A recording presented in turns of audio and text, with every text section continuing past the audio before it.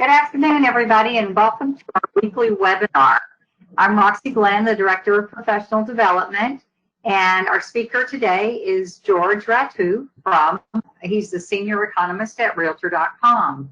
I want to remind everybody, if you haven't been on before, that we will be doing all questions through your question pane.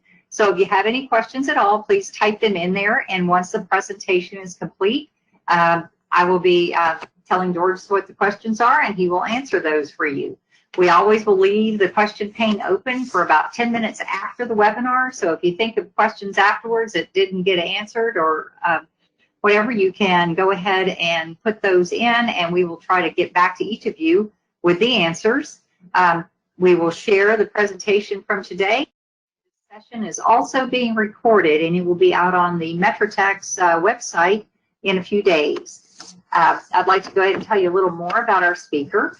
George is Senior Economist with Realtor.com, where he delivers information and insights to empower consumers and realtors on their real estate journeys. Prior to Realtor.com, George managed research programs at the National Association of Realtors. He focused on U.S. housing statistics, international and commercial real estate market performance, investments, and finance. In addition, he provided economic and industry insights as a regular columnist for leading real estate publications and delivered keynote presentations across the U.S. and Canada. His research and insights have been featured in the Wall Street Journal, Bloomberg, ABC News, CBS News, the New York Times, and USA Today. And many of you may remember him from our Forecast 20. So I would like to go ahead and turn it over to George. Thank you, Roxy. Great to be here with you today.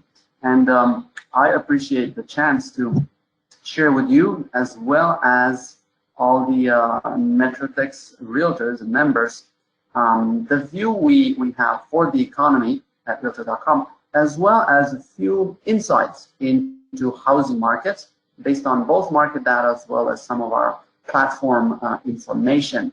So I'm going to start by simply pointing out that I'll focus on four main things today. Obviously, the economic environment, just sort of a high-level overview.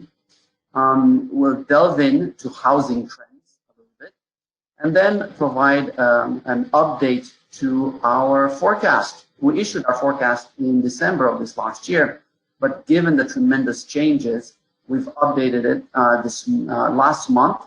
So we have an update to that, and then of course have a question and answer section. So I'll start by saying that really, if you would have asked me on January 1st of this year what I expected the year to look like, it probably had nothing to do with what we have been living through for 2 months now. It has certainly been from my, and I think most of our experience, an unprecedented storm, and one that, for all the obvious reasons, is likely to have quite a long-term impact. And you are well aware with this data on a daily basis. Obviously, the pandemic has been global in nature, touched every part of the globe, every country pretty much around the world. And moreover, when you look at the US, where the number of both cases as well as the sobering number of deaths has been significant, you can tell that there's a clear geographic impact along the coastal lines, as well as really the southeast in larger areas. And so, piggybacking from that reality, it's not surprising that in a sense, we are already in a global economic recession. When you look, and what I have here for you is just a snapshot of some of the larger economies around the globe. You see United States all the way to the left. You see the Euro area, China, Japan, Canada, the large European economies, as well as some in the Southeast and Asia. And what you see really is a sea of red, gross domestic product, obviously for the U.S., but just as much for Europe, for China, the two areas which were hit the earliest by the viral pandemic, you can tell that they have taken quite a significant hit. And unemployment rates are rising in many countries. And it really has a clear spillover effect. And what I have here for you, specifically on the right, the pie chart, is looking at the top 50 largest economies by gross domestic product. And you can tell that really over 50% of global GDP is concentrated in the United States, China, and the Euro area. Really, in a sense, the three main areas that have been hardest hit by the pandemic, and where we are also seeing some of the hardest hit economic impacts, both in terms of decline in economic output, manufacturing, rising unemployment. So as we look at the months ahead, as we look at the road, we're expected to travel, remember that our trade with both China and the Euro area are very closely interlinked. So we're likely to continue seeing some spillover effects from that. And also probably lost in a lot of the current events, we still have trade negotiations, not to call it a trade war, but continuing with China. So some of that will continue impacting our economy. Not surprisingly, this time around, and that's probably the only place it really makes sense to compare this current economic situation with the last recession, is in the response of central banks. So monetary policy was much faster. If you look at what the Fed did last time, the Fed responded very quickly. Some people thought the Fed responded overly aggressively in 2008-9, but it went a good way for stabilizing the financial system. This time it was the Federal Reserve that sent the first signal about the pandemic's seriousness. You may remember March 3rd, the Fed resorted to a surprise 50 basis point cut, and that was just the beginning. It just kept rolling measure after measure after that. We are basically at close to practically zero interest rates. The Fed has thrown everything and the kitchen sink at the current problem, making sure there's enough liquidity in the financial system, going so far as to begin purchasing corporate bonds and assets that before we have not seen the Fed resort to. And the Fed is not alone. When you look at this chart, what you see here are interest rates across the globe for central banks.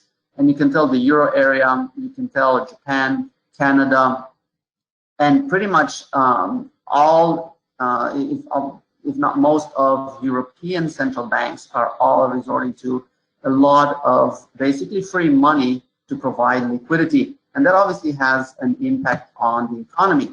So when you look at our GDP for the first quarter, it gives you a real sense of the cost we've incurred from shutting down willingly economic activity in the United States. You can tell that in the first quarter, GDP dropped by 5%, and that's the second estimate. The first estimate from the Bureau of Economic Analysis measured it at 4.8. So second estimate, it turned out that business inventory cuts were much deeper than initially estimated. So a significant drop, and you can tell going back to the last recession is almost on par with that. And the second quarter is likely to be even steeper. Why? When you look at this first quarter decline, it really captured just the last 3 weeks of the quarter. So the last 3 weeks in March. So you can expect that with April and May comprising the second quarter, we're going to see an even deeper decline. What's really significant when you look at the pie chart on the right, no strange fact to you, the U.S. economy is driven by consumer spending, right? Over 60% of economic output is made out by you and me, going out and buying food, buying cars, buying homes. And obviously with shelter-in-place orders across all states until middle to late of this last month, very little consumer spending took place. Not surprisingly, I'm sure you have already seen this chart several times, a steep toll on Americans across the country in terms of joblessness. You can tell these are initial jobless claims. The 10-week total tops 42 million. As of this morning, the last week numbers came in and they were a little under 2 million. If you look back on what I have in the main chart, I look back all the way to 2007 to map out what happened during the Great Recession. And really, you can tell Great Recession is really almost like an anthill compared to what we're seeing this time around. You can tell the numbers have become stratospheric on that scale. And just as significantly, we're now over 10 weeks into this, and a little over 21 million people are still drawing unemployment benefits, unemployment checks.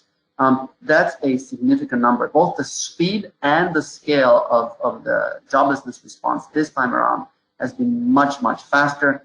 And the effects of it are not likely to be solved as soon as most workers hope. A lot of people that were surveyed in mid to late March, mid to late April, were quite optimistic, especially in the restaurant and hospitality industry, that they would regain their jobs pretty quickly once the shutdown closed. What we're seeing now, we're seeing companies beyond the early responders, beyond restaurants, hospitality, airline industry, begin to lay off, partly because the financial pressures on a lot of these companies are being revealed. There are cascading effects from the early responses. So we're now seeing tech companies, financial companies begin to announce layoffs. So we're likely going to live with this for a little bit longer. So when we look at the payroll employment data for the month of April, you can tell we obviously lost over 20 million jobs in just 1 month.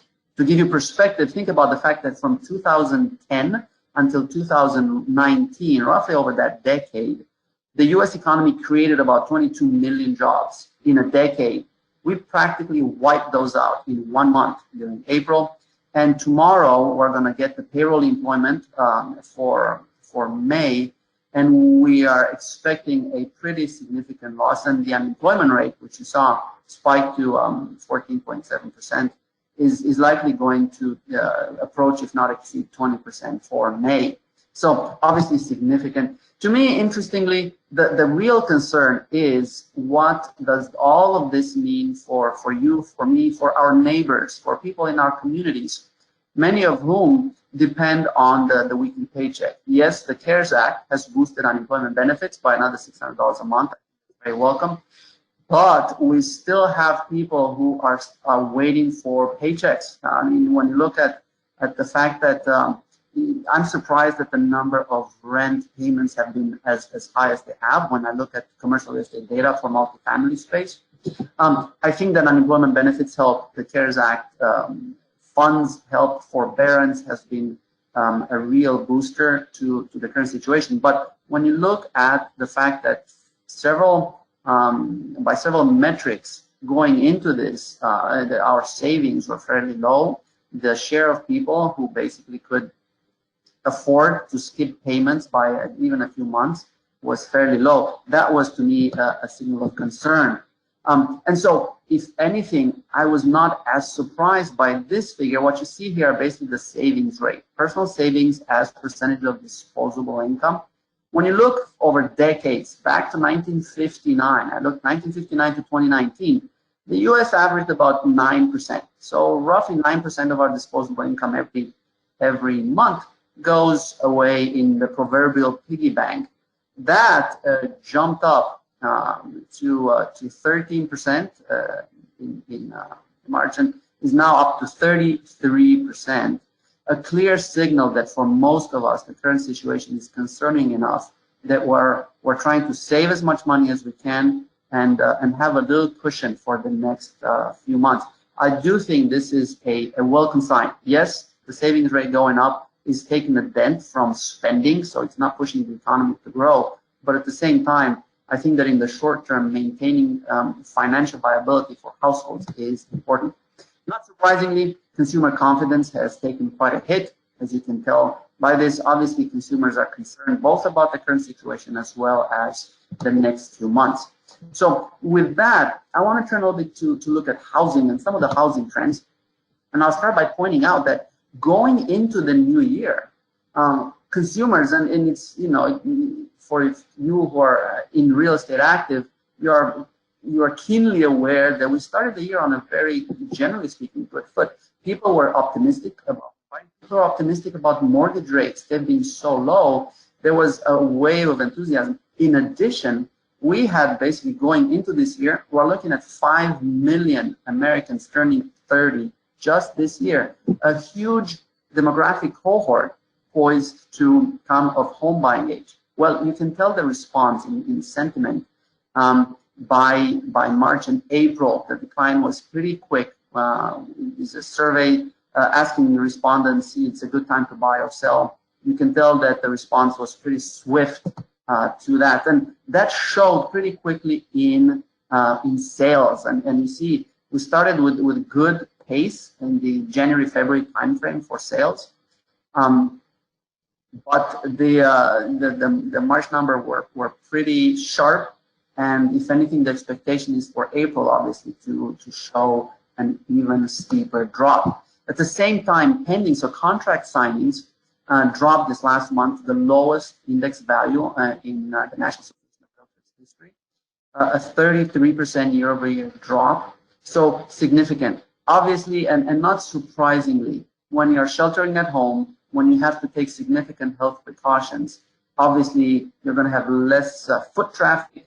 People are going to be a lot more conscious about how they approach home buying in general. Just as significantly for us at Realtor.com, the number of active listings has been declining even sharper than what we've seen. So the latter half of 2019, we saw basically driven by low mortgage rates and consumer demand. We saw active listings trend downward as many buyers were snapping up properties. We saw that even in January and February, traditionally slower months. What happened, however, the decline in listings basically plunged as not only were buyers in some markets still interested, but more significantly sellers, as you know firsthand, started pulling back significantly. And so in this latest week, we just released the data today, and we saw a 23% decline in total listings as well as new listings, a clear signal that for many sellers, wading into this uncertain market remains for now out of the question. Interestingly, when we look at the largest metro markets, and I know this chart on the left is one of those, you either think of it as an optician's eye chart or a Rorschach test, but all it does is list the largest metros. And I highlighted Dallas with an arrow. In fact, Dallas is one of the better positioned metros. You can tell that in many high-priced markets, the declines were much, much steeper. And that you see those towards the bottom of that list. You see Detroit, New York, Milwaukee, Philadelphia, Pittsburgh, all markets which saw a much steeper retrenchment. Comparatively speaking, Dallas was in a much better position. Furthermore, when you look at listings by price, you can tell that a much larger number of the listings occurred above the $350,000 price mark. In the lower price range, we saw more stale listings still lingering on market. And of course, some of the seller reaction was clearly linked, as I pointed out, to the incidence of the coronavirus cases. Right, the cities with a higher number of cases are seeing a much larger response on the part of sellers. Time on the market has also been increasing. In fact, as of this morning for last week, we saw 17 extra days homes sitting on the market. Of course, with a lot of those both the lower and higher end, as many sellers are just holding back, uncertain as to obviously the direction of the market. To me, the interesting thing was to look at what's been happening to credit availability. Right, we saw lenders respond pretty quickly.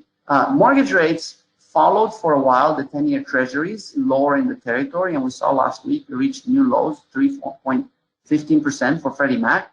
But at the same time, banks have become a lot more cautious about the kind of borrowers that are coming to market. So they decided to restrict that pool by requiring a roughly minimum 20% down payment and a 700 FICO score. And you can tell that on the chart, the mortgage credit availability has declined sharply as a result of that. And not surprisingly, On one hand, buyers obviously could benefit from a tremendous favorable financing situation, but on the other hand, if they don't have the right FICO score or enough savings, obviously they'll have a hard time qualifying. And when I looked at what the average FICO score is, you can tell it hovers about 703.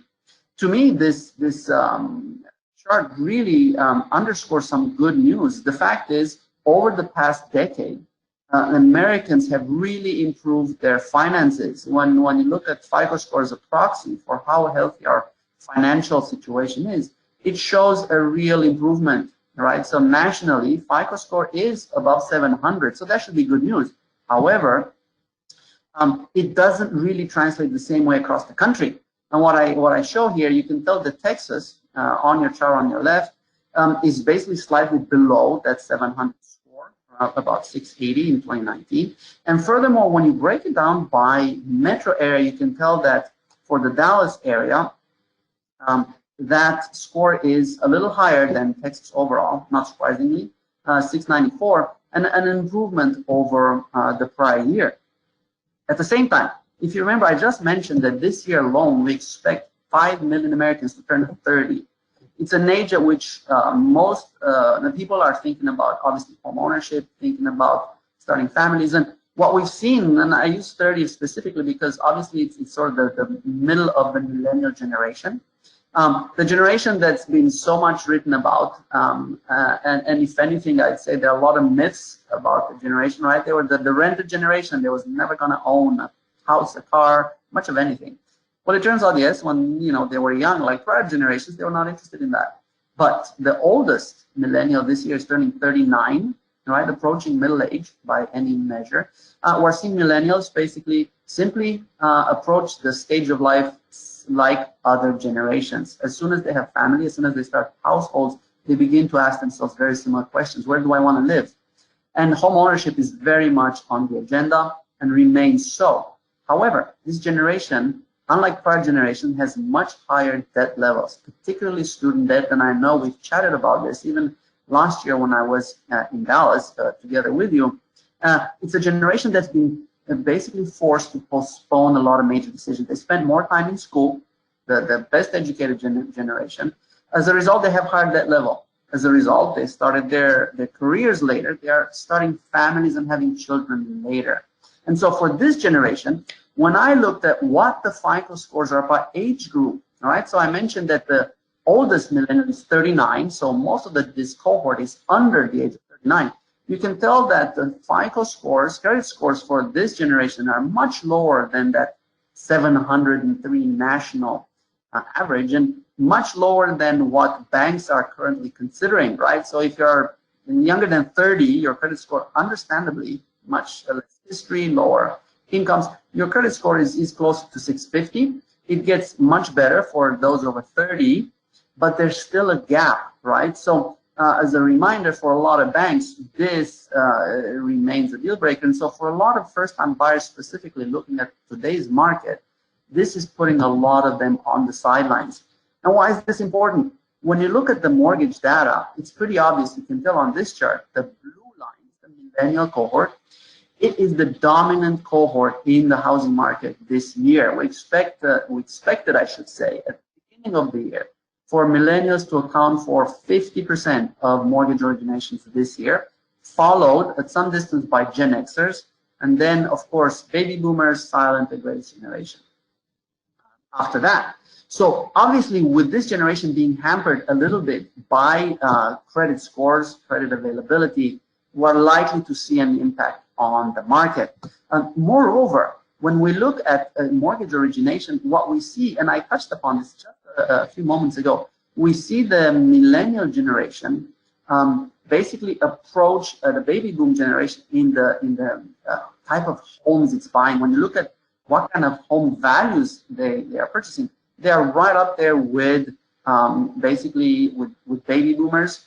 And so clearly, as this generation moves into the middle stage of its lifespan, it's looking at bigger homes, it's looking at trade-up homes. What also stands out, and you can tell that on the graph on your right, is the fact that the millennial generation also has some of the lowest down payments that roughly average about 8%, much lower than Gen X, much lower than millennials, or obviously generations before that.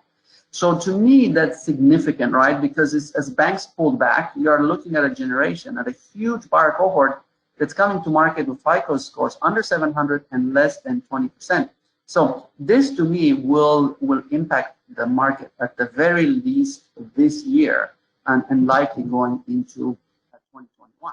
Now, what has happened in the last 2 months to really our collective experiences, right? We've been cooped up at home for, a good number of weeks.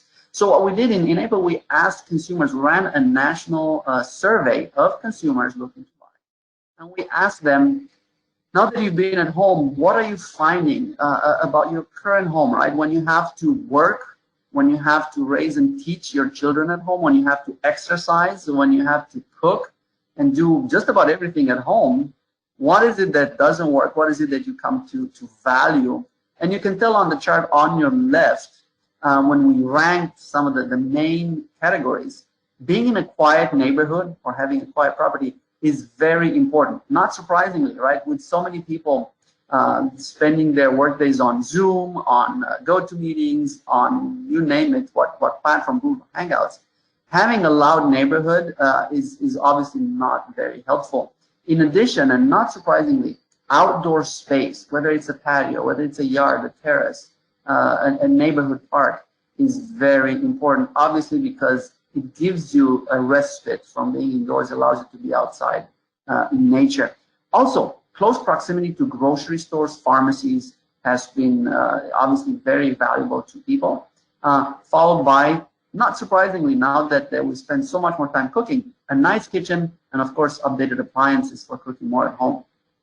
Some of the others that to me stand out are more natural light, ample storage, spare bedrooms. And it's interesting when you look by age group, some of these are clearly represented in stage of life. For younger buyers, particularly those who live in more urban areas, the lack of space has been very acute. They really felt it when you talk to people, whether it's New York, San Francisco, the fact that they live in a tiny condo or apartment really put a lot of pressure. And so when we asked them and we followed up, what would you change about your your current home to make it more livable during this period? Not surprisingly, a lot of people said we want more space, we want an updated kitchen, and we want a home gym, right? This is going to be, from my perspective, a very tough period for a lot of commercial gyms in the next few months. As people are still health conscious, will they return to the gyms the same way they did before? Interesting. I found a little bit amusing. The Wall Street Journal ran an article this last week about an entrepreneur in Manhattan who has become known as the kettlebell guy. The article was making fun of the fact that New York has the fill-in-the-blank guy, the pizza guy, the fix the bathroom guy. Well, now it apparently has a kettlebell guy. So a man in his 40s who had 3 gyms prior to the pandemic, basically had to close all of them. And so he has transferred his business to trying to provide equipment to a lot of folks who are working out from home. And so I think this will remain a staple, at least for the rest of this year, for a lot of folks. And to me, if anything, for real estate, it presents a real opportunity. Why is that? When we asked the same consumers follow-up questions, so what are you looking for in your next home that is of value in light of what you've experienced? Here you have the chart. You can tell that first and foremost, consumers are looking for more space in the next home. They want more and better outdoor space, right? So they want a patio, they want a place for a garden, they want an updated kitchen, and they also want more and better technology, faster Wi-Fi, more smart home features. So just these 4 alone are telling me that we're likely to see a significant shift in consumer preferences for where they want to live. When you look at some of the other lists, you can tell separation from the neighbors, an important factor. When you're worried about a health situation where proximity to people is a concern, that's not surprising. The folks obviously want more bathrooms, and I think this is particularly true for folks living in high-density coastal areas. They want more separation inside the house, and so on. So I think, if anything, we are already beginning to see the acceleration of a trend we saw already a year ago in 2019, which is we're seeing a shift. People are moving away from high-density, expensive downtowns towards, one, suburbs, and two, towards mid to small-sized cities, many times within commuting distance of a large metropolitan area. So this is a slight reversal of what we've seen over the past decade. With the urban renewal, we saw urban and downtown cores see a real renewal after the Great Recession. We saw builders put a lot of great product, both in terms of apartments as well as condos. A lot of young people moved to big cities, San Francisco, New York, Chicago, Boston, in search of jobs. So they drove a lot of the urban renaissance. Well, it turns out that during this pandemic, that really was a real critical component of some of the particularly highly impacted areas, that density. And when you couple that impact with the fact that for many young professionals, the dream of their own home is moving further out of reach due to affordability, right? So prices for homes over the last decade have by far outpaced incomes. We already saw a shift. Younger professionals, millennials, along with boomers, were already looking at markets in more affordable areas, which offered better lifestyle. In fact, if anything, in 2019, we already saw in some of the hottest markets were places in the Midwest, in the South, Southeast, where affordability went hand in hand with amenities. And just as importantly, and I think this is a key aspect of this migration, today's suburbs look a little bit different, in some cases a lot different than the suburbs of 10, 15 years ago. Right, so what we've seen basically developers respond to the urbanification by building some of the same features in the suburbs. And I know that when you look at the Dallas-Fort Worth market, you see very similar, whether it's in Frisco, whether it's in Plano, whether you go even farther up north in Denton, you're seeing the emergence of what I've been calling the suburban downtown. Mixed use development, you put residential up, 4, 5, 6 levels, and at the bottom, a lot of commercial, whether it's restaurants, bars, experiential retail, gyms, all within a bikeable, walkable setting, and also in many urban areas close to transit.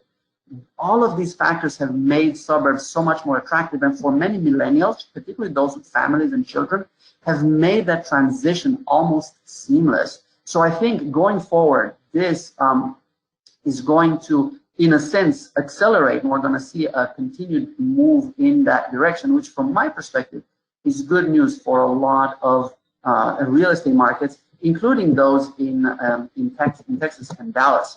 And speaking of migration, when we look at the data, you can tell that migration, especially, and you see on the largest 100 metros, the interest in buyers to other areas from large metros was on an uptrend. Right as the pandemic hit, we saw a sharp decline of that. But then as we moved into April, we saw basically a rebound in it. And there was a similar, not to quite the same scale, effect taking place in smaller metros. So when we look in where are folks living, when you look at New York City specifically, I picked it up because it's one of the hardest areas. You can tell that there was an initial drop, but then a real uptick in many New Yorkers' interest in looking somewhere else. And that somewhere else can be as close as right across the river in New Jersey. It can be in Long Island. It can be in Connecticut, roughly within a 1-hour commute. But for many New Yorkers, that interest spans even farther across the country. When you look at the map of where New York homebuyers are shopping for, you can tell there's a real strong attraction to the Eastern Seaboard. You can tell lots of interest in upstate New York, in Pennsylvania, but all the way down along the coast, you're seeing Virginia, the Carolinas pop up. You're seeing Georgia, Atlanta, especially, and of course, Florida, the Miami area, not surprisingly, along with when you look across the country, interest in Los Angeles, but to a much smaller extent. So a clear indication that for many New Yorkers, the high cost of living, as well as the impact of the pandemic, is really making them consider seriously other alternatives. Now, turning to Seattle, right, another metropolitan area which saw an early and strong pandemic hit, you can tell that the response has been a little bit different. Yes, there was a decline in interest looking elsewhere, and that decline has not rebounded to the same extent. So clearly for all Seattle residents, the area remains attractive. And so when we looked across at the map, where are Seattle residents shopping for outside their metro area, you can tell there's a very strong, again, geographic preference. Markets in both Washington State as well as Oregon are very strong on the list of Seattle residents. But just as interesting to me, Texas overall is attracting very strong interest. I can't say that I'm really surprised, and I know for a lot of you have seen the impact that a lot of corporate migrations have had on the Texas market, right? So a lot of companies, big and small, manufacturing. I mean, you know, the Toyota example, moving to Plano, and really what it did for the area, for the housing market, is tremendous. And of course, tech companies moving to Austin have also impacted. So you can tell, not surprisingly, for a lot of folks from Seattle, the move to Texas seems to be pretty high on their list. More affordability, lack of state income taxes, and obviously plentiful jobs. So I think this is an interesting study, right, in two main metropolitan areas and how they diverge in their approaches. Now, when we look at the Dallas-Fort Worth specifically, what we're seeing so far, this is first quarter 2020 data on mortgage originations. You can tell, as I mentioned, even in the Dallas market, millennials are likely to dominate this year's market, followed by Gen Xers close by. And so obviously this has a significant impact, because what happens to millennials' finances is likely to impact the market. What happens to their employment is likely to impact the market. And to me, it was interesting to look at where are the different generations looking to buy. And so when you look for millennials, here are the top zip codes within the Dallas Metroplex area.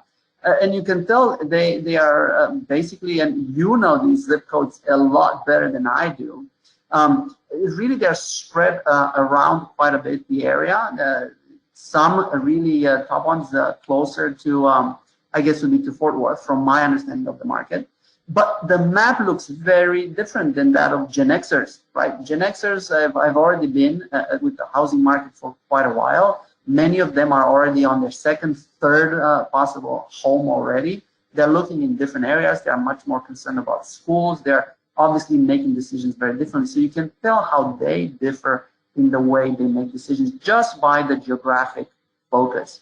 Furthermore, when we turn the attention to boomers, and I really contrast them in this case with Gen Z, right, the youngest generation, just now beginning to dip their toes in the housing market, you can tell that even there the differences are fairly dramatic and sharp contrast. So obviously a lot of interesting dynamics happening in the Dallas market. And I think that if anything, we're going to see some of these dynamics play out over the next year, quite so. So with that, let me just briefly turn my attention to what changed for us in our expectation. Back in December 2019, we expected the unemployment rate to remain very well contained. By and large, we expected economic activity this year to slow down, but remain positive. Right, we would obviously expected a slowdown, but not what we're seeing right now. The original, our forecast was for 5%. We're now revising upward, closer to 10%, with a likely peak. We'll see tomorrow. I expect tomorrow's number to be close to the peak, around 20%. We expected single-family housing starts to actually grow by roughly 10%. That's no longer the case. We're now expecting a decline. Household formation numbers are expected to be lower. The one thing that for us is a real silver lining are the mortgage rates. As you can tell, mortgage rates have trended lower, and with both the Federal Reserve as well as the bond market still very concerned about economic performance, we can expect those rates to remain low, which I think is a real important asset to real estate markets this year, to maintain a favorable financing environment. So for specifically housing activity, we've revised our forecast for sales and prices much lower. You can tell we expect existing home sales to be lower, and you can tell the graph on your right. In fact, we expect obviously the April-May activity to take quite a drop. June, July, and August to see a slight rebound. There's a lot of the buyers. There are still buyers in the market, and I know you could tell me lots of stories about those buyers who are still actively looking to buy. We're gonna see sellers respond to that during the summer, but then we see a reverse, basically a reversion towards historic seasonal trends, with winter activity declining a little bit, and then we won't see a real rebound strong enough until next year. So what do I consider to be, you know, sort of beyond longer term outlook for the economy and housing markets? Well, to me, this particular chart speaks volumes. And what you can see here very clearly is we have a population profile which skews younger. And if anything, that's the real, from my perspective, glass is still quite half full scenario. We have a generation, the millennial generation, which is just beginning to really make its mark significantly on the housing market. A large generation, the largest in its history. And so I think behind them you have the Gen Z, right, coming up. And so when you look at Gen X, Millennial, and Gen Z, we're seeing over 60% of the US population is under the age of 50. Looking at an economy that's driven by consumption, driven by basically consumer innovation technology, the fact that we have so many young people is a tremendous asset. So I remain quite optimistic about the market, while at the same time being quite clear-eyed and sober about the current market environment. So obviously still headwinds ahead, but I think we're going to see signals of improvement. So with that, I wanted to just leave you, if you're looking for more resources like the kind I highlighted here today, please don't hesitate, visit our homepage, realtor.com/research. You can also take a look at data. We have a wealth of data, down to metro level, zip level in some cases. We also have a special page where we have lots of resources, economic market resources tied to the COVID pandemic as well. And for those of you on social media, we are quite active and providing a lot of daily information on markets, on the economy, on real estate on there. So with that, I thank you so much for the attention, and I turn the presentation back to Roxy. Thank you, George. And you did a very extensive presentation, because I don't see any questions that you have not answered. So, and we really appreciate you coming and spending your time with us today. This was great overall, and these resources will be very helpful. And again, I want to remind everyone that we are going to send this presentation out to you, and that this recorded presentation, I'm sure that you will want to share it with some of your teammates.